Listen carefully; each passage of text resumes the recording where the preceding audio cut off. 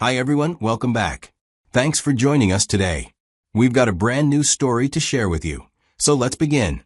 My name is Walter, and I want to talk about something most people don't think about until it's too late. How outside influence can quietly destroy a marriage. Not money problems. Not infidelity. Just the constant, slow drip of other people's opinions seeping into your relationship until one day, you look at your partner and realize you're not in control of your own marriage anymore. And if you're not careful, by the time you wake up to it, the damage is already done. I learned this lesson the hard way. When I got married, I thought it was just going to be me and my wife, Madison, building a life together. I thought the only battles we'd fight would be against life's challenges, not against people who were supposed to support us. But what I didn't see coming was just how much control my in-laws would have over my marriage. And the worst part? I didn't even realize how deep their influence ran until it was too late. I used to believe that love and understanding were enough to keep a marriage strong.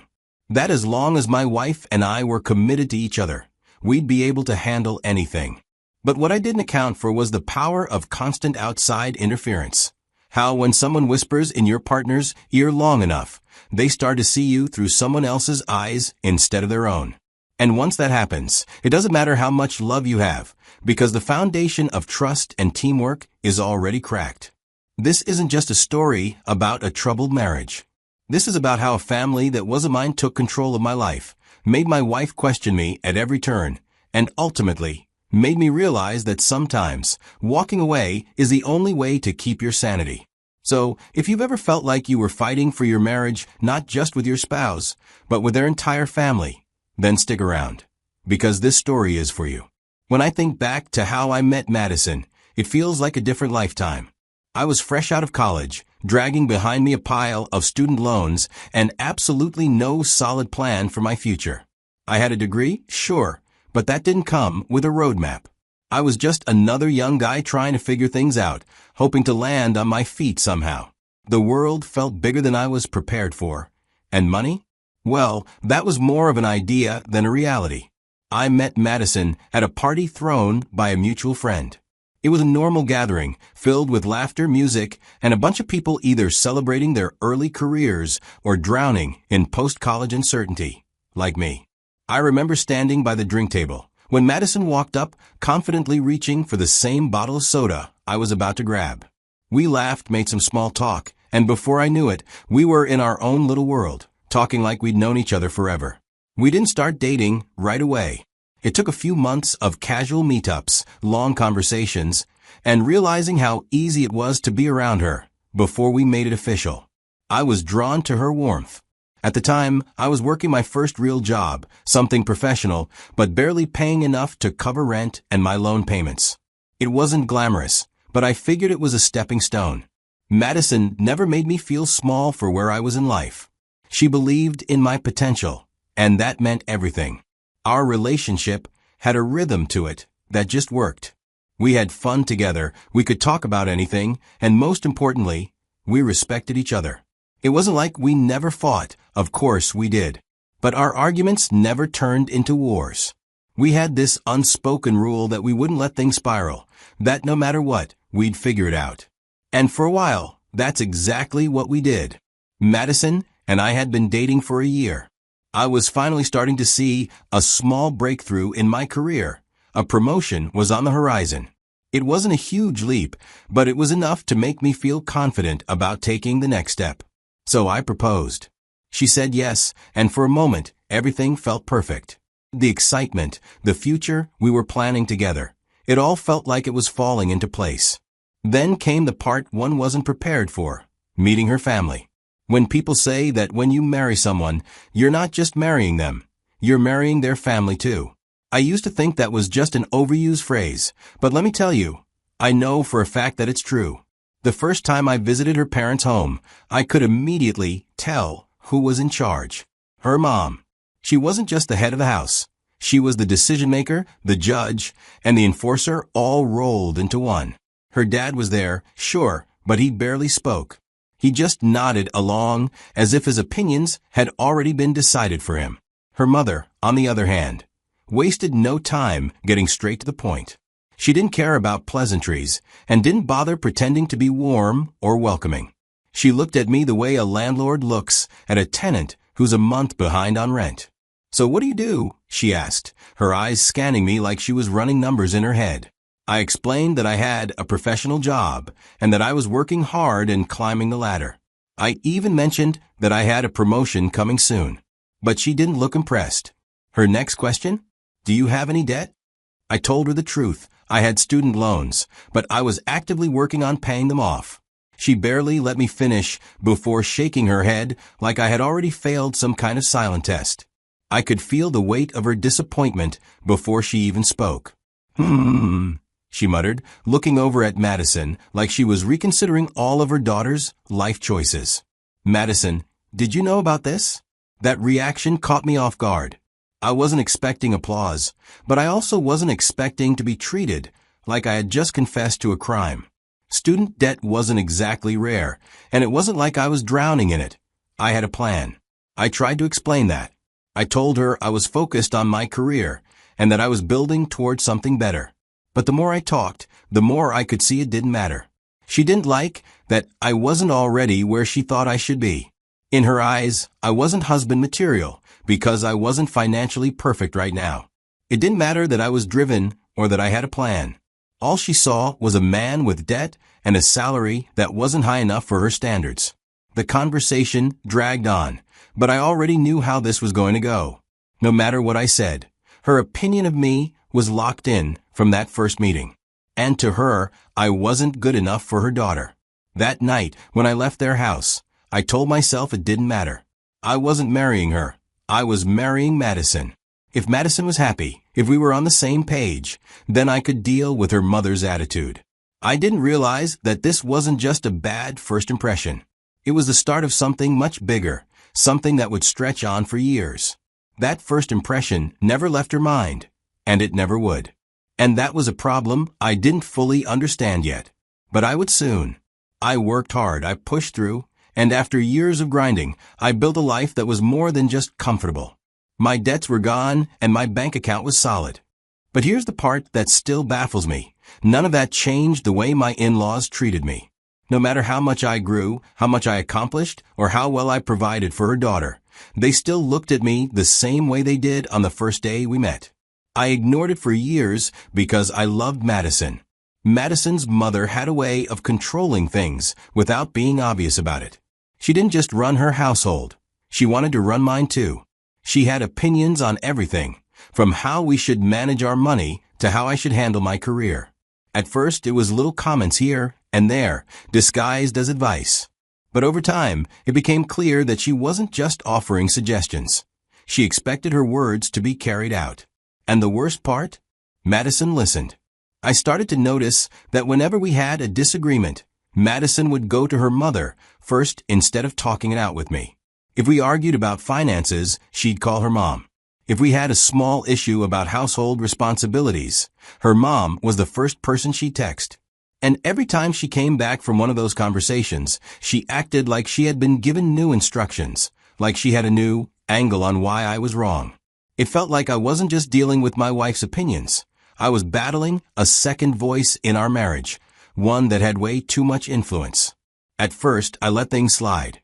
I told myself it wasn't a big deal. Every family has its dynamics, and maybe this was just how they were. But as the years went on, it became impossible to ignore. No matter how much I tried to make decisions as the man of my house, it felt like I was being overridden by someone who didn't even live under my roof. The breaking point for me was when I finally reached a place of stability. After years of struggling, I was now in control of my finances, bringing in solid money and providing a good life. I thought that would be the moment when things would shift, that now, with no financial struggles, I'd finally get the respect I had been waiting for. But instead of things getting better, they got worse. The more stable I became, the more Madison's mother felt the need to insert herself into our marriage. The more confident I became in making my own decisions, the more she tried to challenge them through my wife. It was like she couldn't accept that I didn't need her approval anymore. So instead of stepping back, she doubled down. And Madison? She didn't see it the way I did. To her, her mother was just giving her advice, just looking out for her best interests. She didn't realize that every piece of advice was a wedge being driven deeper into our marriage. She didn't see that every time she let her mother's opinions override mine, she was making it clear whose voice mattered more to her. That was the part that hurt the most. I could handle a difficult mother-in-law. I could deal with her disapproval. But what I couldn't ignore was the fact that, in my own marriage, I wasn't the one my wife trusted the most. And the more I realized that, the harder it became to pretend everything was fine. One night, I found myself in an argument with my wife. Madison was frustrated that I hadn't fixed the sink like I said I would. I had been swamped with work all week, but in her eyes, that didn't matter. "It's been leaking for days, Walter," she said, arms crossed, voice sharp. "If you don't care, just say that." I sighed. "Madison, I told you I'd handle it this weekend. I've been drowning at work, and honestly, a leaky sink isn't the end of the world." That should have been the end of it. A minor disagreement, nothing we hadn't handled before. But instead of responding to me, she dropped her hands to her hips and said, "You know, my mom was right about you." I paused. I had heard that line before, and it never ended well. I tried to keep my cool. "Right about what?" "She says you never take my feelings seriously," Madison replied, shaking her head. And maybe she's right. Maybe I deserve better. Everything inside me went still. It wasn't about the sink anymore. This was her mother's view creeping into our marriage again. That's when I lost it. "You know what? Your parents have been poisoning our marriage from the start." The words came out fast, but I meant every single one of them. I'm not married to just you. I'm married to them, too, apparently. Every time we have an issue, you run straight to them instead of working it out with me. They're the real reason we're having problems. Madison's expression turned ice cold. I had spent years holding back, trying not to create tension. But what did that get me? A wife who saw me as the enemy while her parents played the role of her saviors. For a split second, I thought maybe she would hear me see what I was saying and realize how much it hurt me. But instead, I watched as she shut down. She wasn't about to admit that her parents had overstepped. And that's when I knew this wasn't a marriage anymore. This was a battle I was never going to win. That night, Madison didn't stop fuming, pacing back and forth around the house. I had seen her upset before, but this was different. "I can't believe you just said that," she snapped, shaking her head. "My parents have done nothing but try to help us, and you have the nerve to accuse them of poisoning our marriage?" I exhaled slowly, keeping my voice steady. "Madison, they're not helping us. They're controlling us. Every decision we make, every argument we have, you bring them into it. It's like I'm not just married to you. I'm married to them too." She pointed a finger at me. "They give me advice because they care about me. Unlike you, they actually listen when I tell them how I feel." I faced her. "Are you even hearing yourself? They listen to you, but what about me? Do I even have a voice in this marriage? Or do I have to go through your mom every time I want to have a conversation with my own wife?" Her face turned red. "You're twisting this. You just don't like my mom because she sees right through you. She knows how selfish you are. Maybe she's right. Maybe I do deserve better." That was it. I threw my hands up. "Madison, you win." The silence that followed was deafening. Madison looked at me like I had just told her the worst thing in the world. Then, without another word, she grabbed her phone and stormed into the bedroom, slamming the door behind her. I already knew what was about to happen next. She was going to call her parents, tell them everything I said. And when she came back out, this wouldn't just be an argument between us anymore. It would be a full-blown war. I sat back down, waiting for the inevitable. Sure enough, minutes later, I heard her voice through the thin walls. "Mom, you won't believe what he just said about you." And just like that, I became the villain of a story. I just didn't know how bad things were about to get. In the days that followed, I started noticing the shift in the way Madison acted toward me. I opened my phone the next day after the argument and saw that I had been removed from the family group chat. To be honest, I had wanted out of that chat for a long time. It was mostly filled with updates I didn't care about and pointless conversations that I was barely acknowledged in. Not long after, I realized I wasn't getting invited to family gatherings anymore. Birthdays, barbecues, dinners. It wasn't like I had been dying to go to those events, but the message was clear. I wasn't welcome. At home, things gradually got better. When it was just the two of us, we still talked. But then she'd go visit her parents, and when she came back, it was like she had spent hours in some kind of brainwashing chamber. Her energy was different. And then the accusations would start. She'd say I didn't appreciate her enough, that I dismissed her feelings, that I didn't care about her happiness. These weren't her words. I knew how my wife thought, how she argued, how she expressed herself. This was her mother talking. I started wondering what they were feeding her over there. The worst part was that she believed them. Realizing how bad things had gotten, I tried to have a conversation with my wife. I had been holding back my frustration for weeks, trying to find the right moment to talk things out, but there was never a right moment. Every time I brought up the tension between us, she'd brush it off or change the subject. But tonight, I wasn't letting it go. I called her into the bedroom and told her exactly what was on my mind. We need to talk, Madison. This marriage isn't supposed to feel like a war. I don't want to keep fighting like this. I searched her face for any sign that she cared, that she was willing to meet me halfway. Walter, I already know where this is going, she said. You insulted my family, Walter. You need to apologize if you want things to go back to normal. I almost laughed out loud. That was it? That was her solution? Not fixing our communication, not setting boundaries with her parents, just me apologizing? I leaned back in my chair, exhaling. Madison, this isn't even you talking. This is your mom. She put this in your head, didn't she? Her expression turned cold. I don't need anyone to tell me when I've been disrespected. I shook my head. So, you don't see anything wrong with how they treat me? With how they've interfered in every major decision in our marriage? The only problem here is me not apologizing. She didn't flinch. That's right. It was clear she wasn't on my side anymore. Maybe she never really was. I looked at her one last time, searching for anything that would tell me the woman I married was still in there. But all I saw was someone who had made up her mind. She had chosen her side. And it wasn't mine. That weekend, as Madison packed her things to visit her parents, I already knew what I had to do. I had been thinking about it since I came to terms that I was tired of going back and forth with my wife over her parents. I knew I was fighting a losing battle, and no matter how much I tried to reclaim my place as her husband, I would always be outnumbered. I was tired of defending myself, tired of explaining why I should have a say in my own home, tired of fighting for respect that should have been freely given. So, the moment she walked out that door to go see them, I took my chance. I didn't waste any time. I grabbed the suitcase and started packing. I wasn't emotional about it. I just packed clothes, documents, and a few personal things that actually mattered to me. Everything else? I left it behind. I wasn't just leaving the house. I was leaving the version of myself that tolerated disrespect, begged to be heard, and fought for a place in my own marriage. Once my bags were packed, I sat down at my laptop and booked the first one-way flight out of the country. The destination? I didn't even think too hard about it.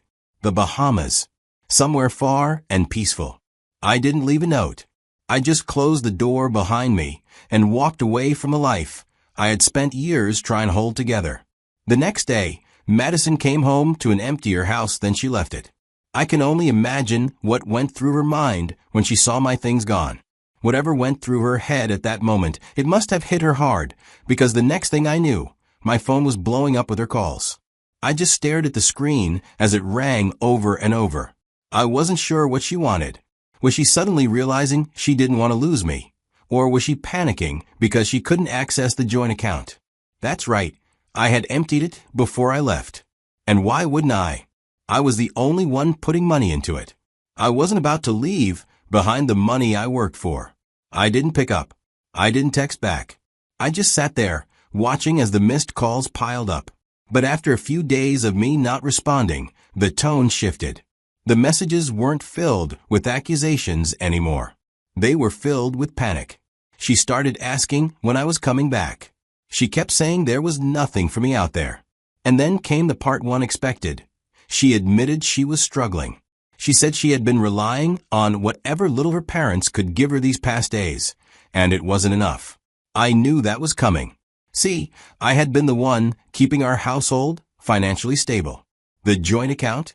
That was my money. The bills? Mostly on me. When I left and took my money with me, she had to face a reality she never had to deal with before. Then she sent a voice note.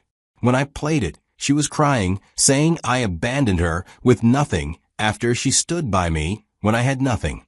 She made sure to highlight how she had been there for me during the early years when I was struggling. But she conveniently left out the part where she let her mother destroy our marriage piece by piece.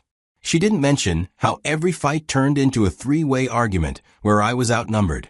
She didn't mention how she sided with them over me, how she let them treat me like I was an outsider in my own home. I felt the pain in her voice, but I didn't reply. I didn't trust that she was really seeing things clearly.